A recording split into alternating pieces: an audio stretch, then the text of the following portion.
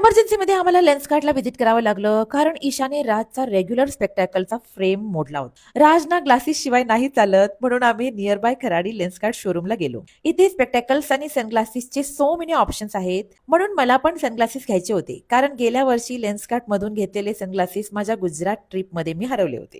मी माझ्यासाठी sunglasses try करत होते तेवढ्यात ईशा किड्स सेक्शन मध्ये गेली आणि एक सनग्लासेस घेऊन आली आणि मला मम्मा हे हवंय आणि मॅडम ते काढायला तयारच नव्हती.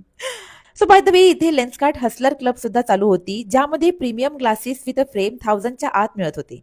युजली राजचा spectacle with a frame expensive पडतो पण ही ऑफर सिंगल स्पेक्टॅकलवर अवेलेबल असल्यामुळे राजने 2 स्पेक्टॅकल्स परचेस केले and honestly both of them were looking really good on him. पण ईशाने मात्र तिचा सनग्लासेस सोडला नाही. शेवटी तिला मॉल मधून घेऊ असं सांगून आम्ही स्टोर मधून बाहेर पडलो. नंतर आम्ही नियाती मॉल खराडीला गेलो जो रिसेंटली ओपन झाला आहे. तिथे शिकागो पिझ्झाला गेलो.